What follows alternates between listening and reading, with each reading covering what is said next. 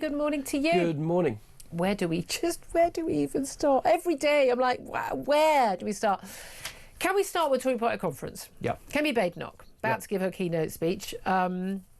These speeches are always later than they say they are, even if it doesn't involve Kemi Badenoch, who does have an issue with timekeeping. Trust me on this. I was backstage yesterday and they were running 10 to 15 minutes behind, and the poor people that make Conservative Party conference work were tearing their hairs out even then. I suspect it will be worse today. Yeah, but also there'll be a lot of people who were leaving after the speech, and people are literally sitting there going, I need to get my train, I need to get my train. We're not going to take the speech live. We'll give you anything specific that she has to say. And we know that she's going to be talking a lot about this sort of golden rule, about fixing the black hole. And she's going to be sort of, saying, look, we have all these, we can try and make all these cuts, and then some of it's going to go to paying off debt, and some of it's going to be going to tax cuts to sort out the economy. But that's 4 years away if there's another election, realistically, in 2029.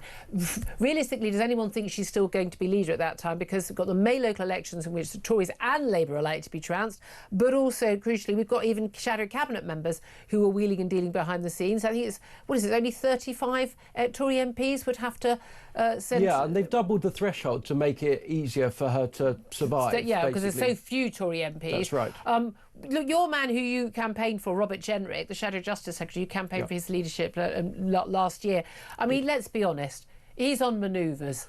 Well, I don't accept that, actually. And was anyone convinced by that? Well, look, people were saying that he's going to go into conference and do an Andy Burnham type routine, and he hasn't. He gave his speech. He's actually given, frankly, what's quite a modest set of fringe events, mostly seeming to be around a number of quite actually funny jokes that he's made, and that seems to be the bit that we got picked up. Some of them, I have to say, we couldn't broadcast in daytime radio because they had some fruity language, shall we say, about Palestinian protesters and the people who make up this cabinet. I can't even tell you how much I've had to edit myself over the last week. I can't even tell you. Yes, quite. He hasn't edited himself, and that's been his focus. However, look, the situation for Kemi Badenoch is everybody, including her, accepts is not where they would have wished it to be. When she came into office, there were 5 points clear of reform. There's a poll just out in the last few minutes by More in Common. It's the most favourable pollster consistently to the Tories, and it puts the lead at 14 points. That's up 4 points on last week that reform has over Kemi Badenoch. The effect so far of the Conservative Party conference, it has to be said, is that the poll ratings have gone down and not up. However, that is the thing, yeah. She's got a big speech to come. The Tory party have always felt most comfortable competing on economic grounds. Now, Liz Truss has damaged that reputation, but by and large, I think people in this country still believe that if you've got a choice of who's going to run the economy, Labour or Conservative, they believe that Conservatives will run it better, certainly than Rachel from accounts or customer relations or whatever it is this literally week. Anyone could. I did economics A level. I reckon I could run the economy better. Well, quite. So this is her big moment. There's a lot riding on this speech, and the reaction in not just in the media, but in the polls over the next few weeks is going to be very consequential for Kemi Badenoch. Yeah, at the end of the day, we had lots of talk, will there be a pact or not? I think that would damage both the Tories and reform. Meanwhile, the Prime Minister is in India, is on a 2-day sort of big trade. Now, here's the thing. In my day, when I was a political journalist full-time, there was a convention that basically the other parties, whether you're in government or not, basically zipped it. Yeah, but that doesn't apply to minor parties. Yeah, exactly. But they would stay stump during other parties. It's a matter of courtesy to other parties. But that doesn't seem to be. I mean, the gloves are absolutely off, aren't they? Yeah, look, and one of the disadvantages that Kemi Badenoch has got is the entire lobby have flown out now to go see what Keir Starmer's doing in India. And if he goes and makes news in India, boom, that's off the 6 o'clock news, that's off the 10 o'clock news. People just aren't even going to see what she's got to say. Well, again, there's an element, isn't there? I know that we took, on the station took, Keir Starmer's speech live and Nigel Farage's, but not Kemi Badenoch. I mean, partly it depends on the time of day, but also genuinely, I mean, with all due, I really like Kemi as a person. I think she genuinely has a lot of useful stuff to say, and she's been very brave on some issues, not so brave on other issues, ahead of the curve of a lot of politicians. But does it really matter what Kemi Badenoch says in her Tory Party conference speech today? Not really, no. Kemi Badenoch's biggest problem over the last year is that too few of the public know who she is, too few of the public know what she stands for, and too few of the public are yet ready to forgive the Conservative Party for their record in government. Too soon. Unless something is going to change, the Conservative Party is just going to fade out. It's very interesting, isn't it? They're still counting on that it's all going to be okay. Let's talk about this China spy case, though, because this is still that. I mean, let's not go into all the details. With so much more I want to talk about, and I want to get to your calls. Do give us a call 0344 499 1000 to have your say on any of the stories we're talking about. I have to say this bit: calls are charged at the national rate, text costs 1, standard network rate. Message. There are so many different stories. I don't want to ask a specific question. I'm leaving it open to you. Talk about what you want to talk about. But we've got Stephen Parkinson, the Director of Public Prosecutions. He's basically the Chief Prosecutor for this country, for the Crown Prosecution Service. He's blaming the government for the collapse of this China spying trial. These are two men, Christopher Berry and Chris Cash, accused of passing secrets to Beijing. They, of course, denied all charges, but the trial has collapsed because, despite many months of requests, the government failed to produce crucial evidence that as was required, that show that China was a threat to national security, was an enemy state. Now, the government says, no, it wasn't our fault. And the Prime Minister himself, a former Director of Public Prosecutions, says that basically they couldn't have brought that evidence because at the time when these alleged crimes took place, 2022, 2023, under the Tories, China was not designated a threat to national security. Now, A, why wasn't it? I think people like me were on air calling for them to be designated as that. And B, we've got the Director of Public Prosecutions currently and the former Director of Public Prosecutions, who's now the Prime Minister, directly contradicting each other. One of them is lying. Well, which one is it? Yeah, let's be blunt. The Director of Public Prosecutions of this country has called Keir Starmer, the Prime Minister, a liar.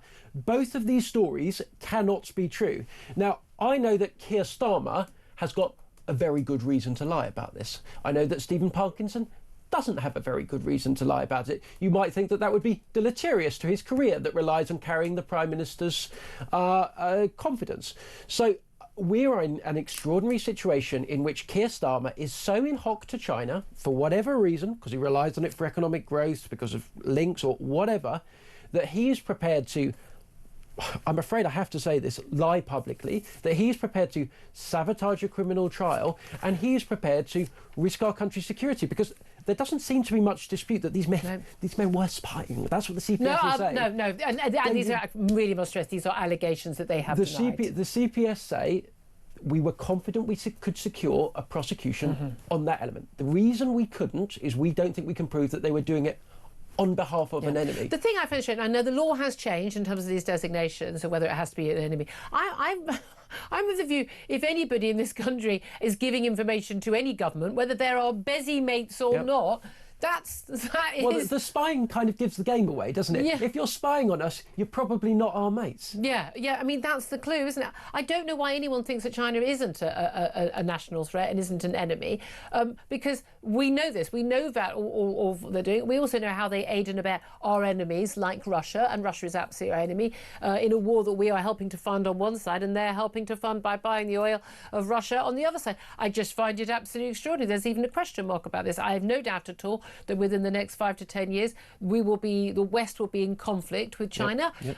Get ready, get prepared. And it does seem to me that an awful lot of our political class, and yes, I include an awful lot of the Tories in this as well, are totally in hock to China. There is so much money sloshing about. Like, people say to me, you know, oh, you speak up for Israel because you're paid, and some idiot NHS doctor, racist, and sue me, sweetheart, sue me, racist NHS doctor saying that I say what I say because I'm paid. Was it apparently something like $7,000 a tweet from Israel? I mean, wow. Can you pay for lunch next time? I was gonna say. I mean, seriously, rolling. I mean, I'm rolling in it, guys. I'm not just going on holiday. I'm buying the holiday island at this rate. She's a bit tight, actually. There's no excuses now. There's no excuses now. I know this. You cheeky sod.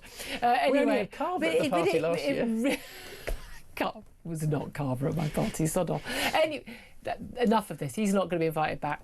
But this is the thing. People make allegations, but I can see no other explanation for like the handing over of Mauritius, of Chagos Islands to Mauritius for no good reason at all, which helps China because Mauritius is in China's pocket. The decision on this, the appointment of Peter Mandelson as our US ambassador to US, despite all his very, very close financial links with China and commercial links.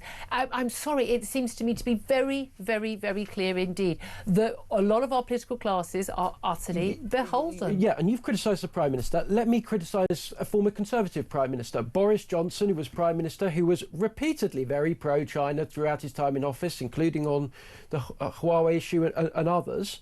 I mean, Boris Johnson's father, Stanley, was going, while Boris was in office, going to have repeated meetings in the Chinese embassy, and there is an extent to which foreign countries have all too often compromise the political classes of this country, and it is about time that we said no is enough. Enough is enough is enough. If you're a senior politician in this country, it is not acceptable for you to have close relations that have a whiff to them with the leaders or the leadership or officials from foreign states with whom this country does not share, at the very least, all of our values. Yeah, I mean, it's very bizarre, isn't it? Talk about people sharing our values.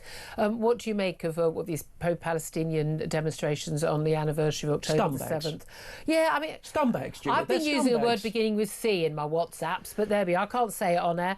But, I mean, Jewish students being harassed and threatened, people standing around in balaclavas, dressed effectively as terrorists, shouting, globalise the intifada, blatantly genocidal chats, glorifying the Hamas terrorists. We've got, can we put up the image of this Dr. Rame Aladwan? Can we put up the picture of the tweet? I think I asked for it a little bit earlier. Glorifying the terror attack on October the 7th. I mean, she literally puts up a picture. Have we got that yet? She literally puts up obviously we haven't got it yet, but she puts up a picture where of the terrorists breaking the fence from Gaza into Israel, to then murder 1,200 Israelis and others, to then rape women, kill children, burn families alive, and then take 251 hostages.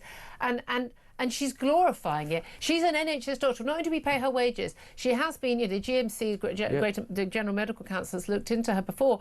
But she tweeted when I responded saying this is blatant anti-Semitism, every single thing in her tweets. She's a doctor at my local hospital. I was in there the other day with an elderly relative. What if we got treated by her?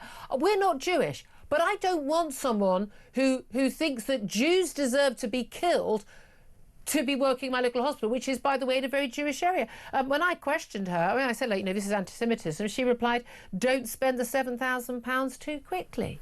It is appalling racism that is displayed every day. And by the way, we just had a row a little bit earlier with somebody that says English identity isn't real. And they say exactly the same thing about Israeli identity and Jewish identity. Nobody counts unless you're the people they want to count. And it is the just accepted racism. And it is racism. Why do they only care about one country? Why do they only care about one set of alleged oppression of Muslims? They don't talk about Uyghurs. They don't talk about what's going on in Sudan. They don't talk about what's going on anywhere else around the world.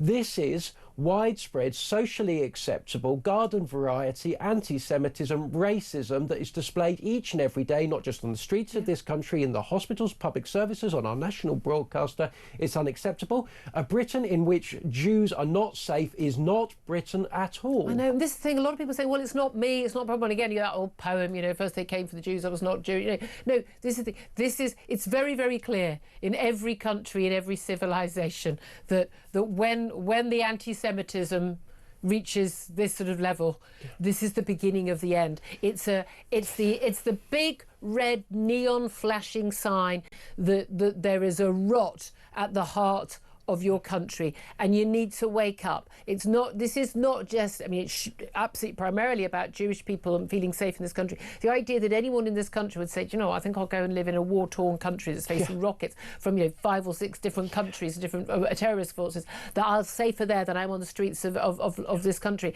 That should be a wake-up call that something is going wrong. I want every single one of these people arrested. If you go to any sort of protest and you've got a mask on, for a start, I want you arrested.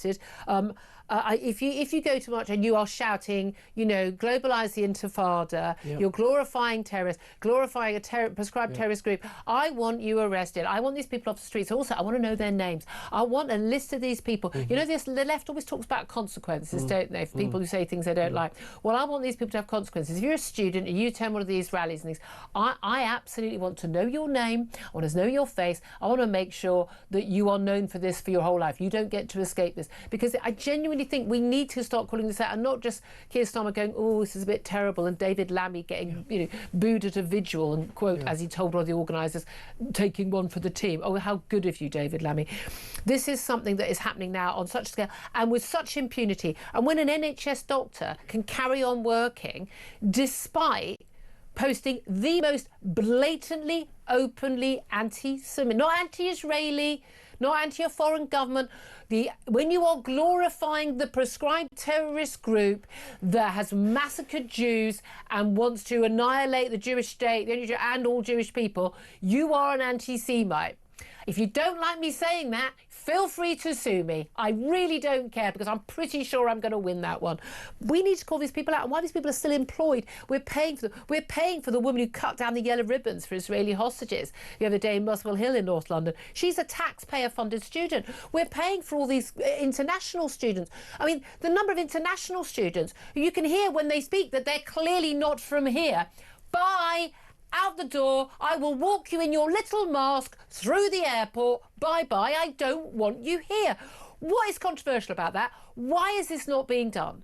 Yeah, and by the way, look, I work for the Free Speech Union. I defend probably more speech even than you would, Julia. But if you're going out and cutting down ribbons that people have put up as tributes, by the way, to hostages that are being starved to death in tunnels under Gaza by a terroristic organisation, you are committing criminal damage, you are committing a clear criminal offence, and yet when you report this to the police, when you say to the police, this is a crime, it's on video, here you can see it, what do you hear? Crickets. Absolutely nothing. Not interested, don't want to know, don't care. There is blatant, transparent, obvious two-tier justice going on, two-tier policing of what is occurring here. The police continually whinge they don't have the powers to deal with these people. That's why they're not doing it. They do have the powers. You can go and nick her, go do it tomorrow, and until you do so, I don't want to hear another single bleating, whining, moaning word from you, Sir Mark Rowley. You've got it on camera, get it done. I know, it's just appalling, absolutely appalling. I'd love to hear your thoughts on everything we are talking about. I know a lot of you also want to get in touch about Robert Jenrick we were talking about in the last half hour. Sam Armstrong, bearing in mind, ran his campaign, Tory leadership last time round, definitely not on manoeuvres, 100%, absolutely not. But what he had to say in a leaked audio, but he said it at dinner, it wasn't a private conversation. He would have known this was public. Perfectly reasonable comments about Birmingham, particular part in Birmingham, which he just said, you know, he just didn't see a single white face. Since when is it toxic to point out facts like that and to talk about just how we've seen such rapid change in our country, and to talk about ghettoisation and people living parallel lives after coming to this country? Shouldn't we be talking about that? 11:22 is the time. I'd love to hear your thoughts on everything we're talking about. 0344 499 1000. We'll get your calls up next. This is Talk. Good morning. Welcome back to the show. 11:26 is the time. Well, actually, I was quite wrong. Kemi Badenoch did turn up on time for her speech. It has started, the Tory leader, and we'll give you any of the updates on what she has to say as she says it. Let's go straight to your calls now. They're about all the big topics we're talking about. 0344 499 1000. Kirsten is in London, and she joins us right now. Kirsten, good morning. What do you want to talk about? Hi, good morning, Julia. It's about the conversation you had with James Mathewson. These conversations with James Mathewson often end up, we get a lot of people on the phone lines. Is this in relation to Robert Jenrick's speech? Yes. So I am a Hispanic. Well, comments, yeah. So legal immigrant. Sorry, apologies. Where did you say you were from? I am from Honduras. From Honduras, yeah. So I came here 10 years ago, and I am now a British citizen. Lovely. However, the first time I came to the UK, I pointed out to my mother that I didn't see English people because of what you said. Originally, or at some point, we all thought that the population was mostly white. My mother pointed out back then, 21 years ago, a lot of these people are also British, but not what we in Latin America think of them as British. white people with blue eyes, or so we thought. Anyway, I don't think that people should be offended by that. If you go to Latin America, you expect to see Latin Americans.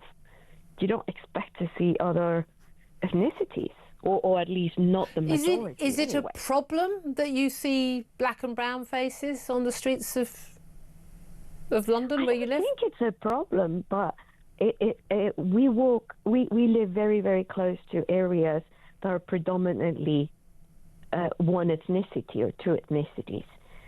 And actually, they were celebrating in Acton. We live close to Acton on 2 years ago on September 7th. You saw people in the street celebrating. And is it one of those things where you kind of cross one road, you go into one high street, and then suddenly everyone appears to be of one particular ethnicity or faith group, and then you go to another area that's different? You walk in some areas of London, and it seems like you're in the Middle East or in India or in Pakistan. I mean, the thing is, saying that, honestly, the left would just go, oh, that's an outrageous thing to say, but they would be quite happy to comment on expat Brits, for instance, living in India or Nigeria or Saudi Arabia, who have their enclaves where it's entirely white. And they would comment on that, and they would comment on it disapprovingly. In Latin America, it happens all the time with Americans because they stick to their little bubble and they don't try to learn Spanish or integrate. Yeah. And I don't think that's right. I completely agree with you on that. So as far as you're concerned, you don't think Jenrick said anything wrong? It was factual, and it's something. And again, everyone's saying, oh, it's about the colour of the skin. He categorically stated in the same conversation, without being prompted, this isn't about colour of skin. Yeah. And as long as we all integrate, I don't see what the problem is. Kirsten, appreciate your call. Thank you very much indeed. Let's go to Gurdeet. She's in Birmingham. Of course, Birmingham was the city he was talking about. Gurdeet, what do you make of what Robert Jenrick had to say? Well, I agree with him. He's absolutely 100% correct, because I live in an area that's predominantly Asian, and it's quite a big area now. I live and work in it, and a lot of people will not integrate. Even the children themselves, they've never been outside of their area because they don't want their children to be influenced by other cultures. Wow. If you say other cultures, are you including British culture, white tree? So, established historical white British culture. Let's call it that as a simply because whites are the majority of this country and still are. Yeah. That's right. I mean, I'm an Indian, but I've been born and bred in this country, and I'm proud to be British.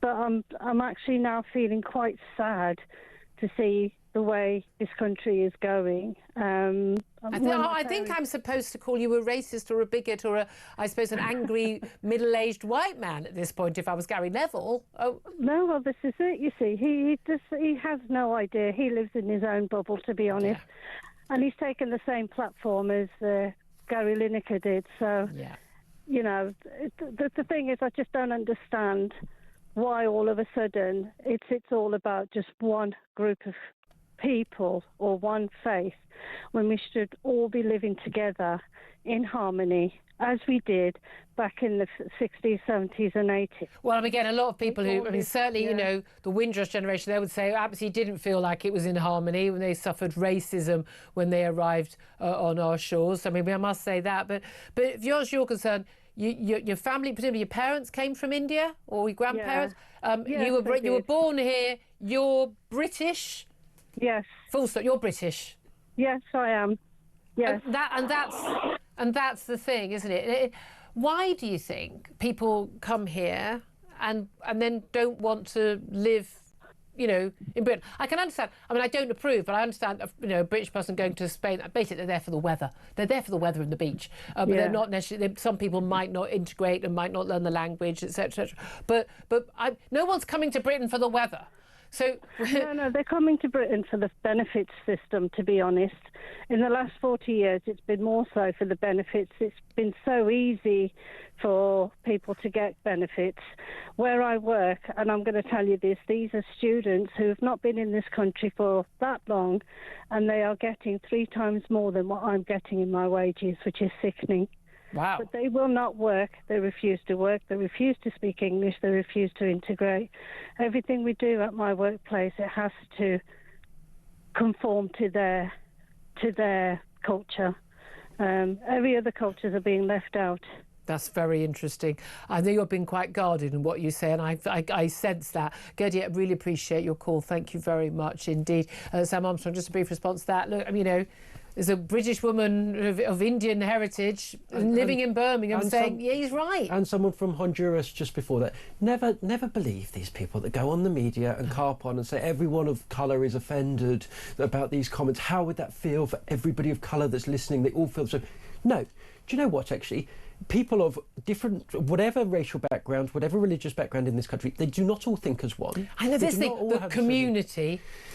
People are entitled to have varied views. And do you know what? They actually have enough common sense to know that, like, an observation is just an observation, and, like, to take the rough with the smooth and just have a mature and a nuanced view of things. I'm fed up with people pretending that British people from ethnic minority backgrounds are all stupid and all think the same things. Because, by the way, the liberals that go on the television, the progressive types, actually it's them that's being racist by presenting British minority people as having stupid views that are all the same as one another. Yeah. So they're the problem, not just us. Absolutely. It's extraordinary, isn't it? Sam Armstrong, thank you very much. We're going to take a quick break. Just let you know, Kemi Badenoch has been speaking her big keynote speech. She says Britain is stagnating while the world moves on. Said young people in the UK feel they're living somewhere where things never get any better. She says we're competing with economic success stories like Poland. She also said Britain has taken its living standards for granted for too long. She also says that Britain's sense of identity is being eroded, and talking about the impact of mass migration, she said we have all felt it, and underneath this society which is struggling to cope with the reality of getting poorer, struggling to cope with the sense of erosion of who we are as a country. Being timid will get us nowhere, she says. We'll talk more about that coming up. 11:34 is the time. This is Talk.